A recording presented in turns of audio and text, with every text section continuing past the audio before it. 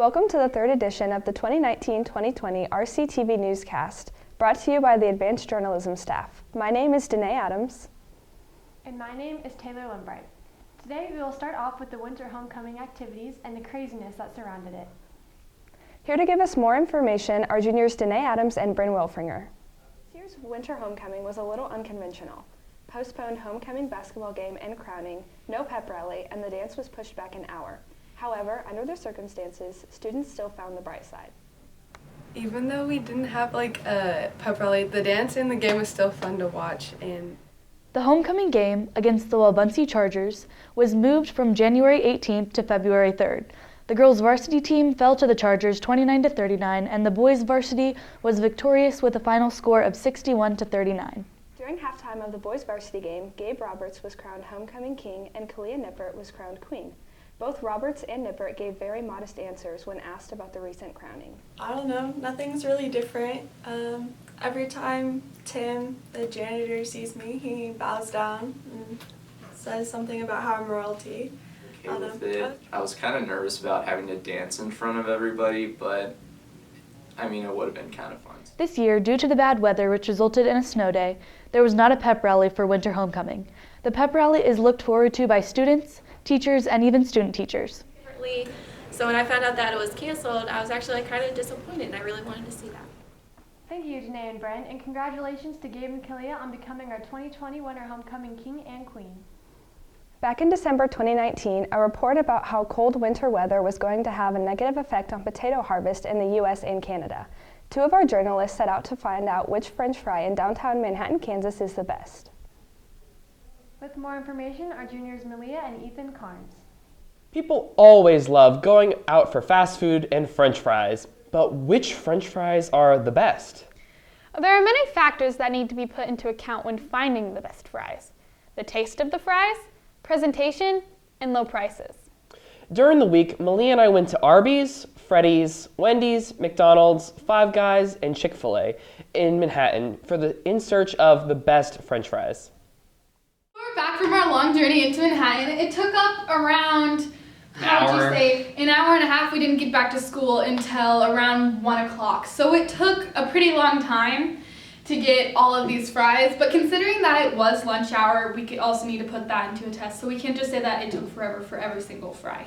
Yeah, the quickest place to probably get fries was Chick-fil-A, I would say, because they were very fast, everyone was very helpful and very kind.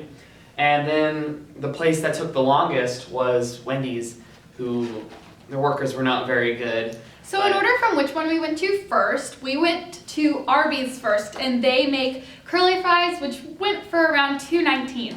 The next place we went to was Freddy's, and they make shoestring fries, which cost around $2.49. The next place we went to was Wendy's, and they have natural cut fries there, which were around $2.19. The next place we went to that was a little far away was McDonald's, and they have the classic cut fries, which were $1.99. The last two places we went to were Five Guys and Chick-fil-A.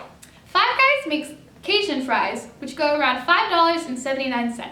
And Chick-fil-A makes waffle fries, which run around $1.89. And now we're on to the taste test, to figure out which fry is the best. Before eating the fries, we were going to figure out our previous preferences, to figure out what the difference is from before eating the fries and after eating the fries. My original ranking for the fries was McDonald's number 1, Chick-fil-A 2, Five Guys 3, Arby's 4, Wendy's 5, and Freddy's 6. So for my rankings, I put Wendy's as the best with number 1, Chick-fil-A 2, Freddy's 3, McDonald's 4, Five Guys 5, and Arby's fries as last. After taking another bite into the fries, I have changed my rankings actually. I believe the first one is the Cajun fries from Five Guys. Second would have to be the Chick-fil-A fries again. Third would be the Freddy's fries. Fourth, McDonald's. Fifth, Arby's. And sixth, Wendy's. After eating the fries, I've also changed my reviews too. To have Chick-fil-A, Five Guys, Wendy's, Arby's, McDonald's, and then Freddy's. In conclusion, we have decided that the best place to go to for fries in downtown Manhattan, Kansas is Chick-fil-A. Thank you, Malia and Ethan, for your opinions on the best fast food French fries in Manhattan. Every year, college students from Kansas State University come to student teach here at Rock Creek. Here to give us more information on our K-State arrivals are seniors Emily Ritchie and Kayla Malbrough. We've been extremely fortunate to have many student teachers throughout the years. This semester, we have 6 student teachers for the following subjects: English, Tech, History, Facts, Band, and Agriculture. We asked 3 of our student teachers some questions about their experiences at Rock Creek. First, we asked Mr. Roth what he likes best about being a Rock Creek student teacher. I enjoy all the teachers. There's really good staff here. They're very welcoming for new people coming in. And also my roommate is also student teaching here, so that's fun to have someone to drive with and talk to and from school and also at school. Next, we asked Miss Day why she chose to teach English. I really like English, especially when it comes to literature, because there's multiple ways that you can read something. Like you can take one thing as something else, and then another student could read it an entirely different way. So just having those different aspects is really interesting. We asked Ms. Hedges if she plans to implement anything from Rock Creek into her own classroom. There's a lot of the same activities that Mrs. Ridinghouse does, because they're very hands-on and like the kids are communicating the whole time, so that's a big thing for me. So I will definitely use a lot of her activities. We would like to give a special congratulations to Miss Hedges for accepting a teaching position at Emporia Middle School. And good luck to all of our other student teachers. We wish you the best. Thank you, Emily and Kayla. We wish all the student teachers luck on the rest of their teachings here at Rock Creek. As winter sports play their last few games and spring sports roll around the corner, we are excited to see what our Rock Creek athletes are capable of. With more information, our seniors Nathan Henning and Skylar Forgy. The girls basketball team has shown great strides this year with a record of 9-7 and looks forward to making progress every game. It's going to sound pretty cliche, but when we sit down and we look at expectations and what our goals and outcomes are for the season, it's pretty much game at a time. I know some teams probably look and say we want to win a league championship, go to state, be sub-state champions, but we just really try to take it one day at a time, one game at a time, and do our best to treat every game like it's that championship game. The boys basketball team has a record of 15-1 and is gaining confidence as they look to make a deep run in the postseason. We want to win state. I mean, that's the goal. It has been for the last 15 years here. We've come close a couple times, but our goal is to go in the postseason playing strong, and we want to win state. We've got the ability to do that. Wrestling has made strides as individuals and the team on the boys and girls side and looks to have individuals on both teams advance in the postseason. I guess people just care a little more this year. We actually started setting goals and working towards them instead of just wrestling just to wrestle. There's a lot of star players now. It's just like Drew, had an amazing season. Caleb Jackson, he's had an amazing season. Spring sports are coming up, and coaches and athletes are looking forward to good seasons. Our goals every year are to compete at a high level. We always have a goal of making it past regionals and doing the best we can at the state tournament. We've battled for second a couple of times, but nobody likes that. Like to finish first in the state. But league champions, regional champions, state champions, that should always be our goal. Every team is a little bit different, and I'd say this year is probably the fact that this is the fewest amount of seniors that we've ever had. We only have 2 seniors this year that are out, and Aiden Lee and Gunnar Everett. Both of them are going to be outstanding. They both had a huge part in our success last year. Gunnar unfortunately was injured, but he was the leading hitter we had from an average standpoint through half the season.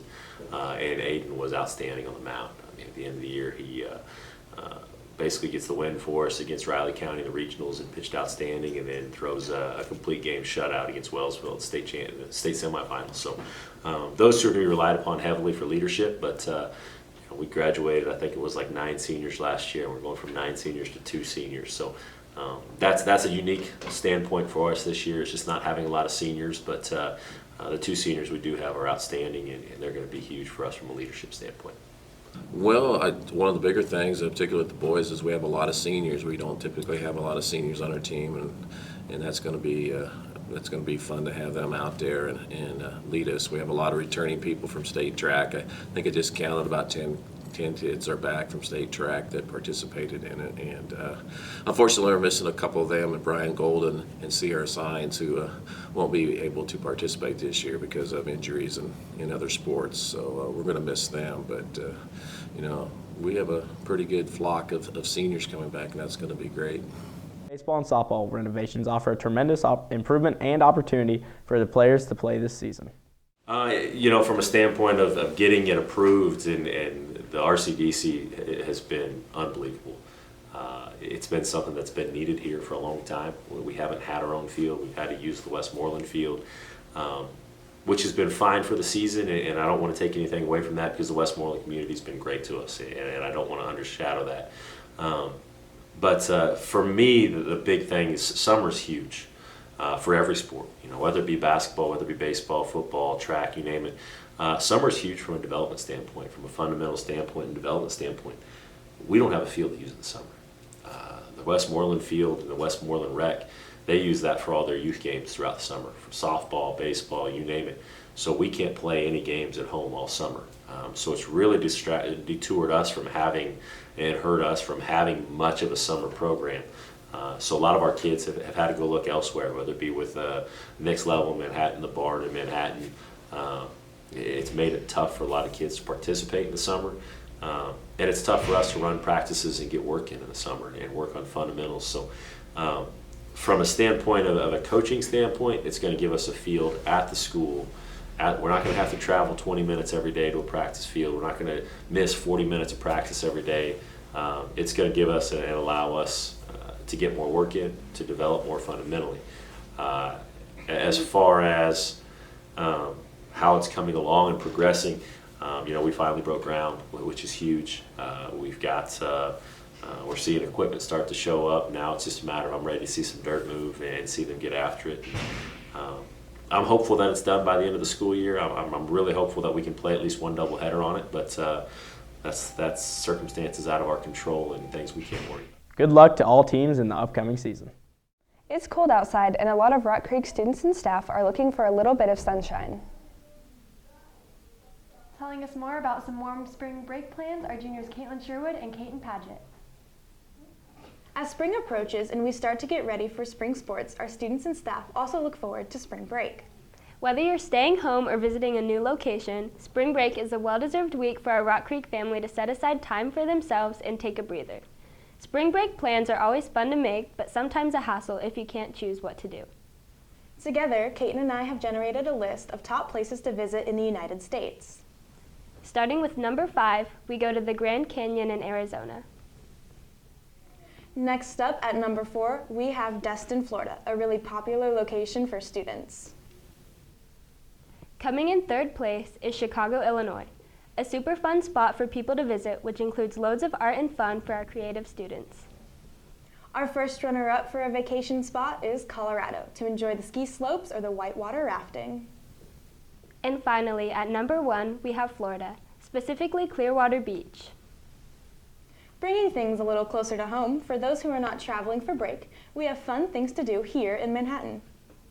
Perfect for your staycation, local outings that never disappoint include the Sunset Zoo, the Wildwood Adventure Park, which features 7 zip lines and much more, the Wildcat Creek Golf Course, which also includes a mini golf, and Uncorked Inspiration, formerly Straight Up Creative Studio, that includes pottery and painting. Last but not least, we know that certain things can tend to get pretty expensive. So, after some research, we have generated a list of fun, memorable activities to do over break that won't break the bank. Hiking the Konza Prairie, we recommend during the sunrise or sunset, hanging out at Tuttle Creek Lake, visiting the iconic Manhattan Hill, and last but not least, grab some friends and some snacks and head up to the top of the world to watch the sunset over our beautiful rolling hills. For our final segment, we will be wrapping up this year's debate season and introducing the 2020 forensics season. Here to tell us more is sophomore Hayden Thompson and senior Taylor Limbright. Rock Creek's debate and forensics teams have a reputation of greatness, and this year is no exception. Kids are working hard, and that's good to see. And I think we have a lot of good performances ahead of us. On Saturday, February 8th, Forensics traveled to Rossville where they earned the second place trophy. First, as a team, I think, we had our first tournament last weekend and there was only 5 of us.